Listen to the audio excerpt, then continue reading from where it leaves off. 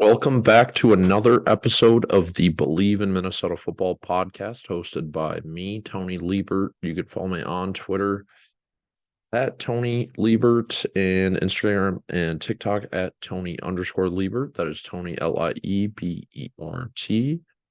For this week's episode, for today's episode, we will be recapping the Gophers' impressive 12-10 impressive in quotes there, but 12-10 victory over Iowa. The first win in Kinnick Stadium since 1999. PJ Fleck gets his first win over the Hawkeyes, and we'll be breaking it down, what it means for Coach Fleck and the Gophers. All right, so just right off the bat, some reactions to the game. It kind of went how everyone thought it was going to. It's going to come down to a handful of plays. It was not pretty football. It was disgusting football. It set the sport of football back 100 years, but um, it went how everyone thought it was going to.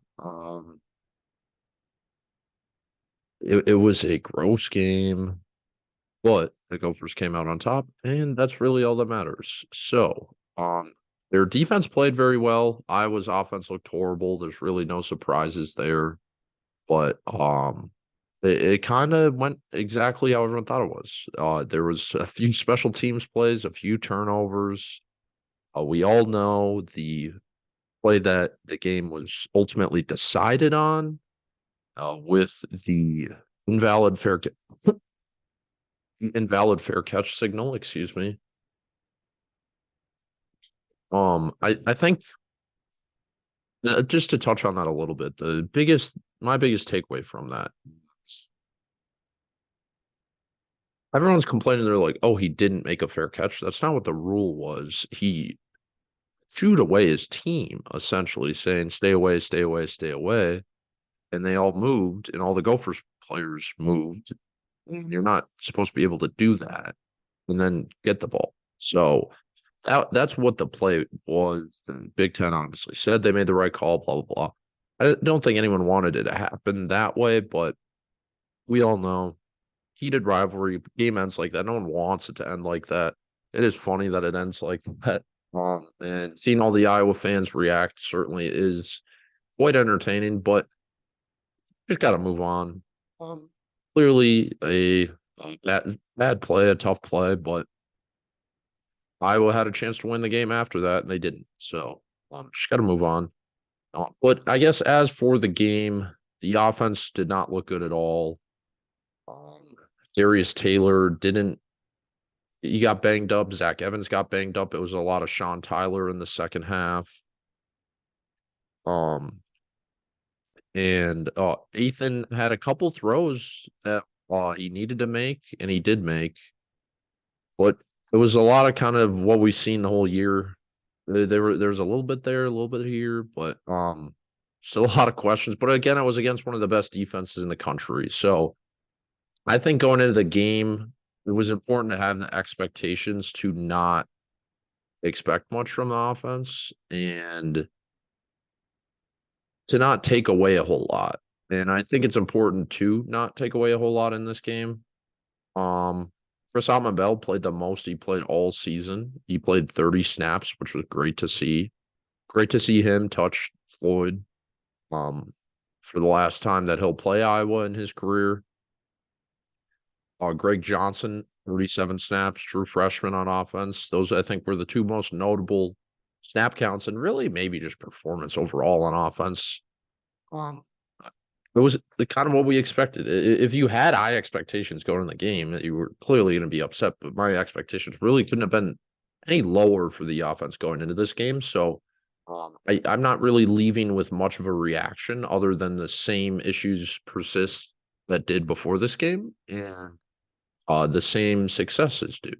They have a talented running back room, talented quarterback that's struggling right now, talented pass catchers that are being underutilized.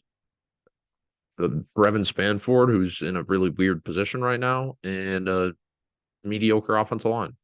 But they're all true this game. So as for the defense, though, the defense played terrific.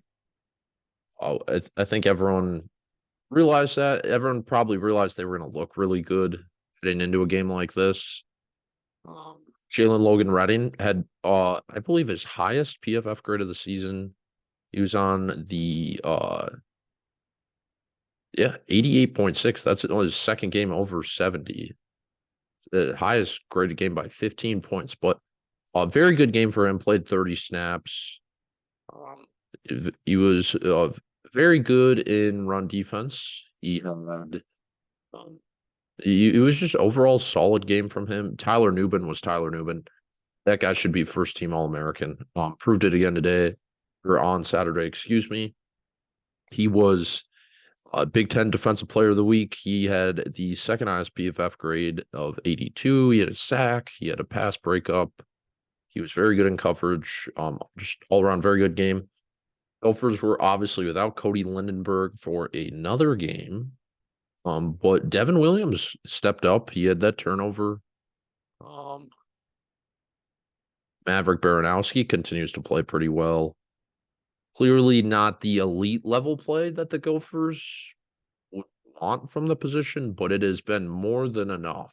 And two guys that expected to not play in those roles before the season have done very well in those roles. So they continue to show up. Justin Wally had a really good game. Devin Eastern had one of his best games of the season. I believe it was his highest graded game of the season as well. Yes, it was. His second game above 70. He was at 75.1. He played 38 snaps. Very solid game. Jack Henderson continues to be good. Anthony Smith played 29 snaps. Kind of the same snap count. Really nothing else too notable that there has been all year. But solid all-around game from the defense. Again, this is an interesting game because I don't think you can really take a whole lot from the personnel on either side of the ball after a game like this, except Dragan Kesic might be an NFL kicker. That dude's got ice in his veins. And a few people are talking about the Gophers special teams just needs a lot of work.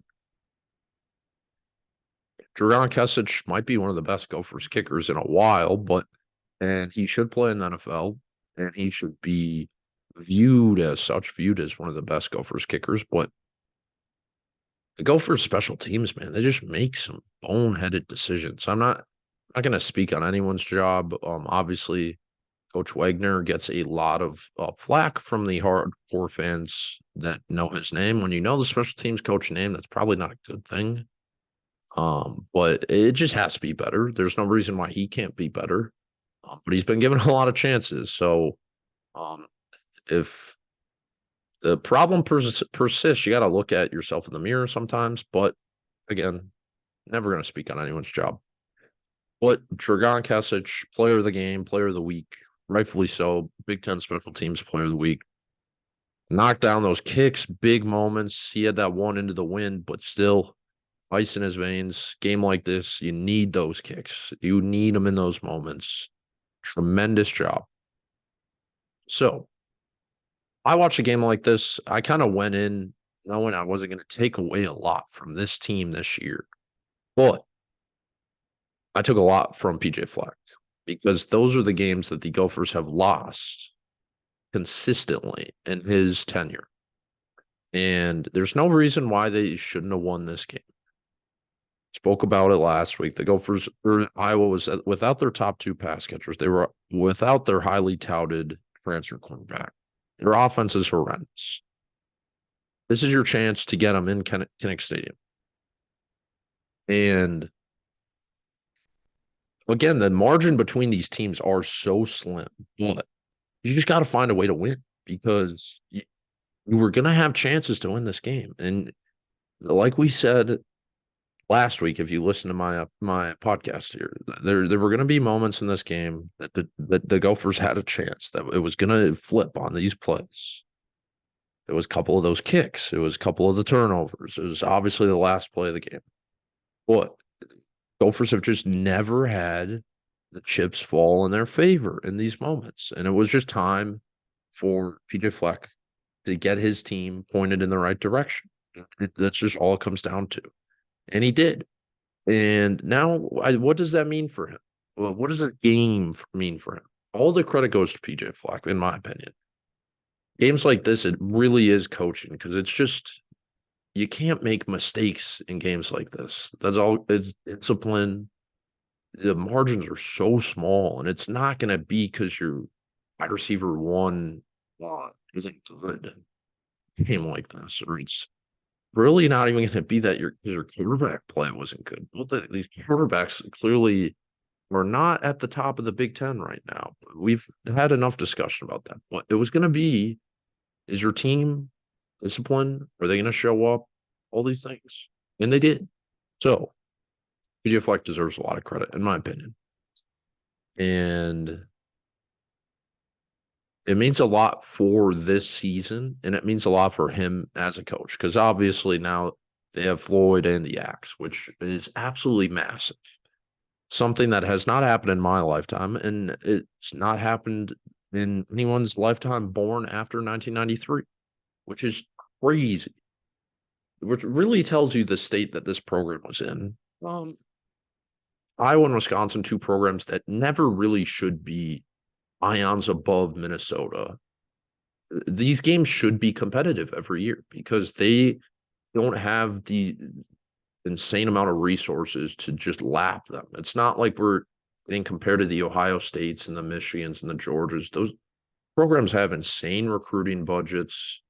They have insane facilities, all this stuff. They have they're selling the legacy of the program that places like Minnesota and Iowa and Wisconsin can't.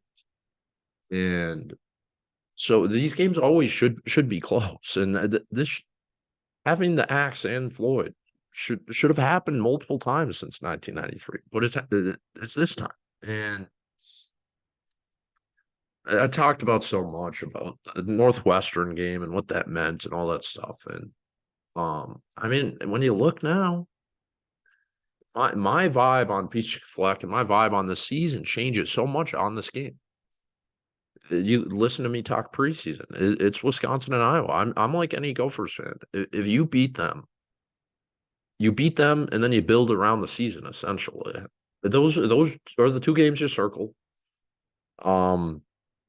As a 22-year-old, I almost started growing to hate Iowa more because I've never seen the Gophers beat them, and I have much more disdain for Wisconsin basketball and really probably overall. But it's a weird feeling when you don't beat a team in 8-9 years and you don't beat them in their home field since '99, all that stuff, and you did it. And I think that just means a lot. It helped me forget about the Northwestern game. Obviously, now the Big Ten West it's open. The Gophers are a game out of first place. They control their own destiny. If they win out, they're in the Big Ten championship. Obviously, that Ohio State game will be tough, and you got to let the chips fall where they may. But Wisconsin still plays Ohio State too, and so there's still a lot to be played for here. Last year, the Big Ten West, it's just shaping up to be an absolute mess, and I love it. But this was the game. You beat Wisconsin and Iowa. Everything else is gonna it's everything else would fall into place. That's just how this works. Two teams that obviously have ruled the Big Ten West since its inception. And if you get past them, your questions will be answered. You got Floyd, you got the Axe. It just seems like there's so much you can be like. PJ Fleck can lay his head down tonight. The tweet that Andy Greeter had that he slept with Floyd and the Axe was very funny. But he can lay his head down at night and he can lean on it.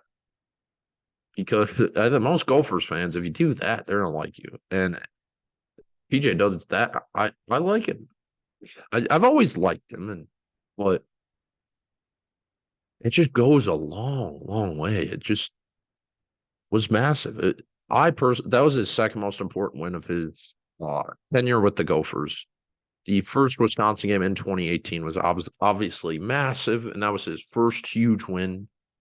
But Wisconsin wasn't ranked in that game, and that obviously broke the streak. You did it in Wisconsin. That was massive, all that stuff. And it led to the Penn State win. And the Penn State win's still number one because that was a program changing win, put you on the map nationally, all this stuff.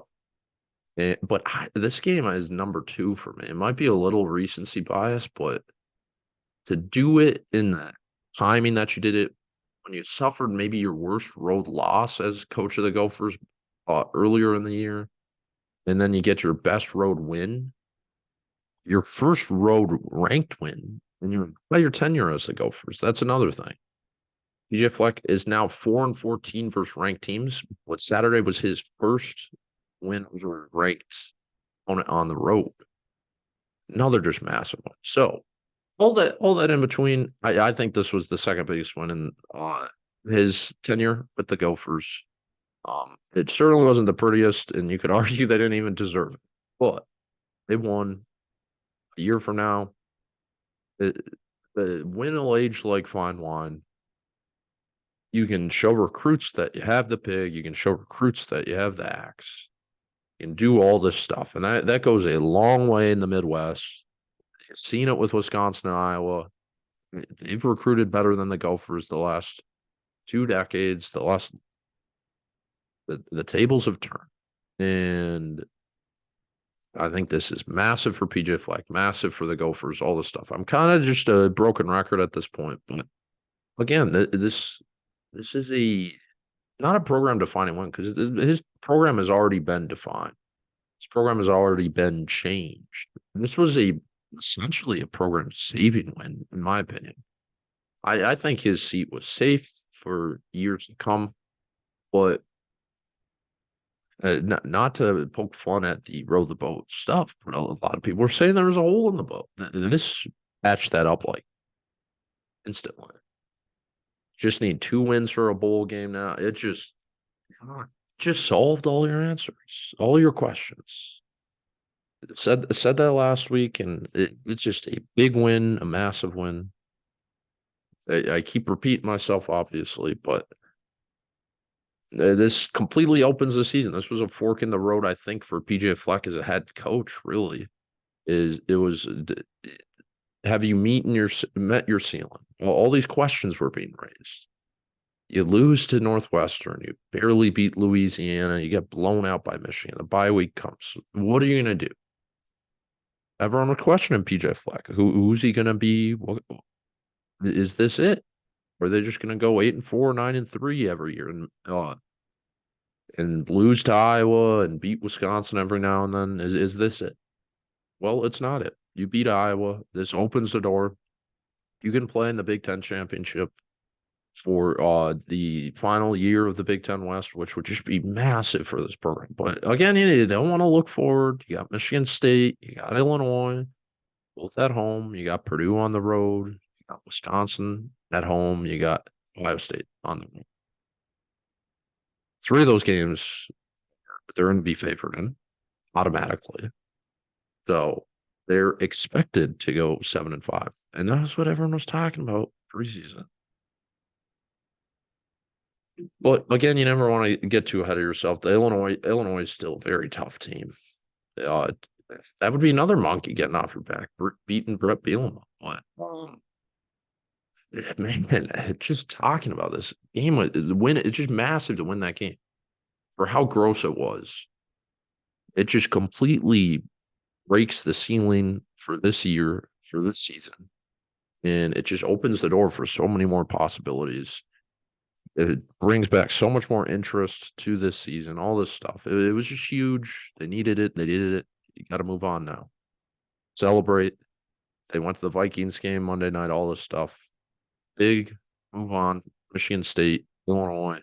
Now, if you win all these games, that game becomes even bigger. So you just got to build on it. And it gave them something to build on. They didn't have anything to build on this season. And that's good coaching. That's using your bye week. He just did what needed to be done, and now we just got to move on.